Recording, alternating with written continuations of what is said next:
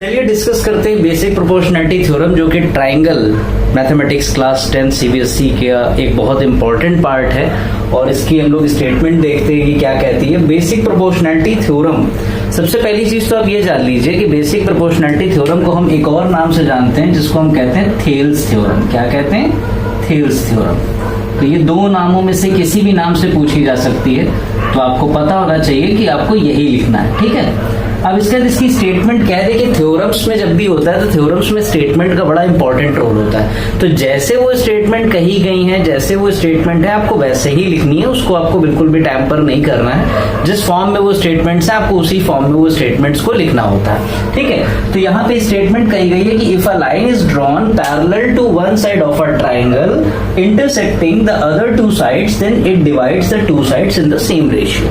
ठीक, स्टेटमेंट ये है। इस स्टेटमेंट को थोड़ा सा हम ब्रेक डाउन करके समझने की कोशिश करते हैं। सबसे पहले क्या कहा गया कि line is drawn parallel to one side of a triangle. तो सबसे पहले हम क्या करें, हम एक ट्राइंगल बना लेते हैं, जो कि हमारे लिए बहुत जरूरी है इस थ्योरम को समझने के लिए। तो ये हमने एक ट्राइंगल ले लिया इस तरह से, ये हमारा एक ट्राइंगल हो गया। ठीक है, ये थोड़ा सा तिरछी साइड बनी है, इसको सीधा कर लेते हैं हम लोग, थोड़ा सा तो रहेगी ही। ठीक है, ये हमने एक ट्राइंगल ले लिया, इसका नाम हम रख लेते हैं ए, बी और सी। और जैसा कि कहा गया है कि line is drawn parallel to one side of a triangle, तो हम यहां से एक लाइन ड्रॉ करते हैं। ये मान लीजिए पॉइंट आपने ले लिया डी, और ये पॉइंट आपने ले लिया ई। ठीक है, और यहां से हम एक लाइन पैरेलल अगर ड्रॉ करते हैं ऐसे, ये डी जो है बीसी के पैरेलल है, तो ये क्या करेगी, ये इन दो साइड्स को ए बी को और ए सी को इक्वल रेशियो में डिवाइड करेगी। यानी कि कहने का जो तात्पर्य है वो है कि we have to prove what, we have to prove that A D upon D B, because it is dividing it in ratio, so A D upon D B will be equals to A E upon E सी।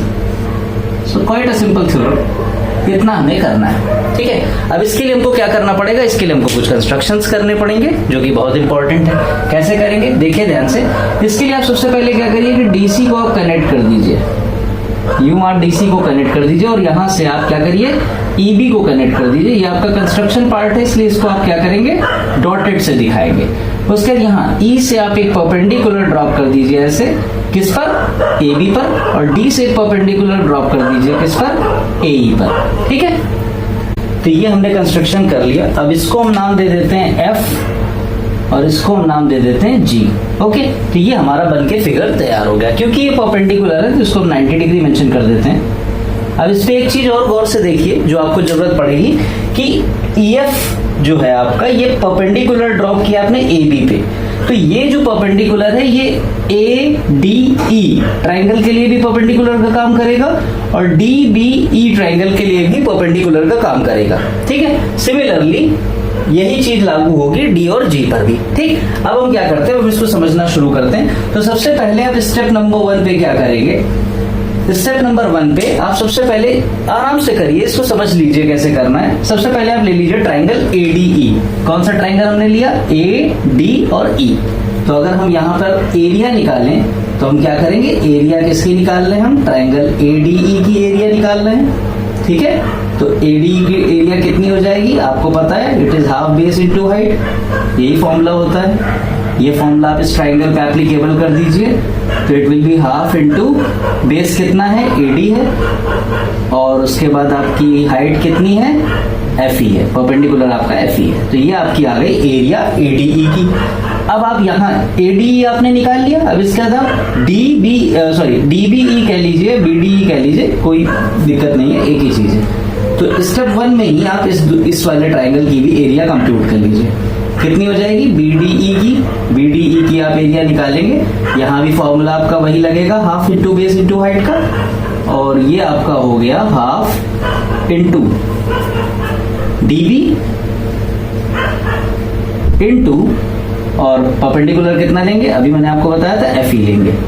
ठीक है, दो equation आपके पास है, एक ये, इसको 1 mark कर दीजिए, इसको आप 2nd मार्क कर दीजिए, और अब इन दोनों को आप डिवाइड कर दीजिए। ठीक है, फर्स्ट को आप डिवाइड कर दीजिए किससे, सेकंड से। तो जब आप फर्स्ट सेकंड को डिवाइड कर देंगे तो आपको क्या मिलेगा, यू विल गेट एरिया किसकी, ट्राइंगल ADE की divided by area of triangle BDE की, ठीक है, BDE की।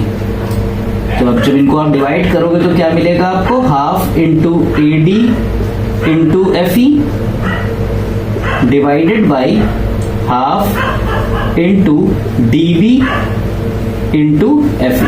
अब जो आपको यहाँ पे कॉमन दिखे उसको काट दीजिए, जो कैंसल आउट हो सकता है उसको तुरंत कैंसिल कर दीजिए, it will be half half और उसके बाद FE ये आपका चला गया। तो बचा क्या हमारा यहाँ पे, we are left with only कितना, यहीं पे मैं छोटा सा लिख देता हूँ, B को थोड़ा सा मैं इधर शिफ्ट कर दे रहा हूँ, ठीक है। इसको हम लोग क्या लिख सकते हैं, we can write it as AD upon DB, ठीक है, AD अपॉन DB, इतना हो गया हमारा। ये स्टेप 1 में हमारा निकल के आ गया कि इन दोनों की एरिया का रेशियो AD अपॉन DB है।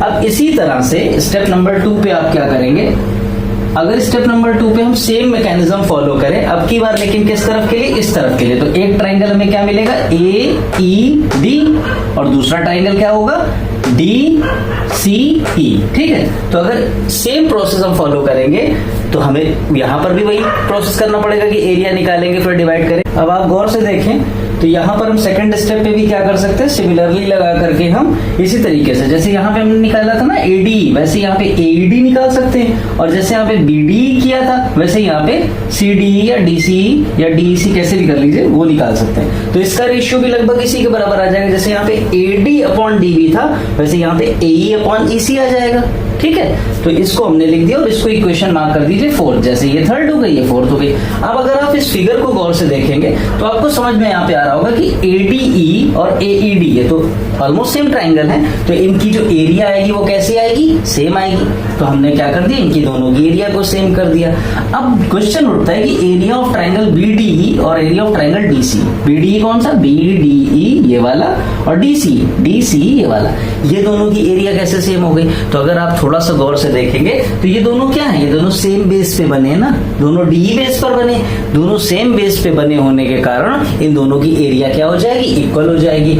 अब इन दोनों की एरिया अगर इक्वल हो गई तो ये जो रेशियो था area of ADE upon BDE का और area of AED upon DCE का, ये क्या हो जाएगा, ये इक्वल हो जाएगा ना। यानी कि इन दोनों इक्वेशन की वजह से हमारे पास एक रिजल्ट क्या आया है, हमारे पास रिजल्ट आया है area of triangle ADE upon area of triangle BDE, और ये आपका इक्वल है किसके, एरिया ऑफ ट्राइंगल AED के upon area of triangle DCE के, ठीक है। अब आप क्या करो, अब आप इसमें दोनों की वैल्यूज को सब्स्टिट्यूट कर दो। तो इस वाले की कितनी थी, AD अपॉन DB, ठीक है, और यहां पे आपकी वैल्यू थी AE अपॉन EC, ठीक है। तो बाय दिस वे आप देखोगे कि आपकी बेसिक प्रोपोर्शनैलिटी थ्योरम प्रूव हो गई है, ठीक है। आप इसको लिख सकते हो, चाहो तो स्क्रीनशॉट भी ले सकते हो इसका। थोड़ा सा आप प्रैक्टिस करोगे 2-3 बार तो आप इस पे जो है मास्टरी हासिल कर सकते हो और आपको आसानी से ये अच्छे नंबर स्कोर करा के दे सकती है। फिर भी अगर आपको इस चैप्टर से रिलेटेड या किसी और चैप्टर से रिलेटेड कोई डाउट है या किसी पर्टिकुलर टॉपिक पर आप वीडियो चाहते हैं तो आप इसी वीडियो के कमेंट सेक्शन पे हमें उस टॉपिक का नाम लिख के दे सकते हैं, ताकि हम उसका भी वीडियो जल्दी से जल्दी आपको प्रोवाइड कर सके, क्योंकि टाइम कम बचा है बोर्ड की प्रिपरेशन में। And I do want that you people score much better marks, in fact good score, 90+ score, and obviously make your parents, school as well as everyone proud, ठीक है। तो कोई भी अगर आपको थोड़ी सी भी प्रॉब्लम होती है किसी भी सब्जेक्ट में, आप हमें तुरंत के तुरंत जो है कमेंट कर सकते हैं और हमसे आप कांटेक्ट कर सकते हैं, ठीक है। कोई डाउट होता है पूछिए, बस खाली प्रिपेयर करिए, अच्छे से पढ़ाई करिए।